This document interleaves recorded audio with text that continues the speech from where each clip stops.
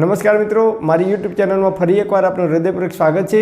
આજનો ટોપિક છે મિત્રો કે આજે હું તમને એવું એક ગ્રીન જ્યુસ બનાવતા શીખવાડું કે એ ગ્રીન જ્યુસ તમે જો નિયમિત પીશો અથવા અઠવાડિયામાં માત્ર 2 જ દિવસ તમે જો એ ગ્રીન જ્યુસનો ઉપયોગ કરશો તો શરીરની અંદર જેટલી પણ ગંદકી છે, જેટલા પણ ટોક્સિન છે, એ તમામ પ્રકારની ગંદકીને દૂર કરવામાં અદ્ભુત પરિણામ આપે છે।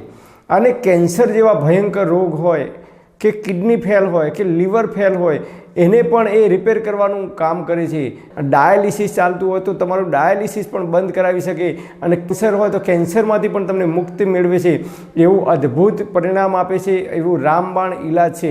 અને મેં 2 દિવસથી આ જ્યુસનો ઉપયોગ કર્યો છે અને એકદમ મજા આવી જાય છે। તમને કોઈ રોગ ના થયો હોય તો પણ તમે આ જ્યુસ પી શકો છો। મેં 2 દિવસ પીધો, ખૂબ મજા આવે છે। તો કેવી રીતે આ જ્યુસ બનાવવાનું છે એ જાણી લઈએ। તો એની અંદર સૌથી પહેલાં એક ગાજર લેવાનું, એને ધોઈ સાફ કરી નાના ટુકડા કરી દેવાના।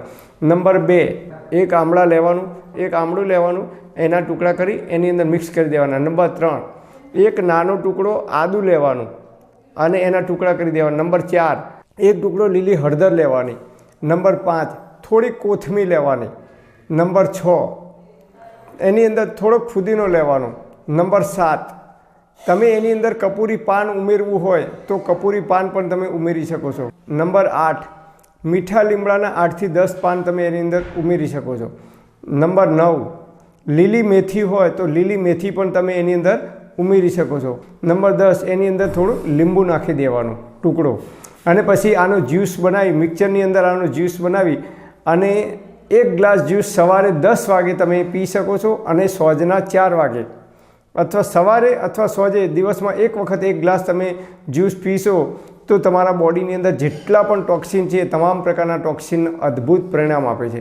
જમવાના 3 કલાક પછી જ લેવાનું। સવારે ચા નાસ્તો કર્યો તો એના 2 કલાક કે 3 કલાક પછી જ લેવાનો તો એ વધારે અસર કરે છે। ફક્ત 2 વખત અઠવાડિયામાં આ ગ્રીન જ્યુસનો જો ઉપયોગ કરશો તો તમારા બોડીમાં diabetes, high BP, cholesterol, thyroid, uric એસિડનો પ્રોબ્લેમ, ઢીંચણમાં વાવ, જેટલી પણ બીમારીઓ છે એ તમામ પ્રકારની બીમારીઓની અંદર અદ્ભુત પરિણામ આપે છે। તો આ રીતે તમે આનો જ્યુસનો ઉપયોગ અઠવાડિયામાં 2 વખત તમે કરી શકો છો અને તંદુરસ્ત અને નિરોગી રહી શકો છો। પણ હા મિત્રો, તમારે કોઈ ડૉક્ટરની કે વૈદ્યની દવા ચાલતી હોય કે લાંબા ગાળાની કોઈ બીમારી હોય કે પ્રેગ્નન્ટ મહિલાઓ હોય, માતા બનવાની હોય, પ્રેગ્નન્ટ મહિલાઓ હોય તો એમને ડૉક્ટર કે વૈદ્યની સલાહ લીધા પછી જ આનો ઉપયોગ કરવા માટે વિનંતી। પરમપિતા પરમાત્મા આપ સર્વેને તંદુરસ્ત અને નિરોગી રાખે એવી હૃદયપૂર્વક મારી પ્રાર્થના। Thanks for watching my video. Thank you.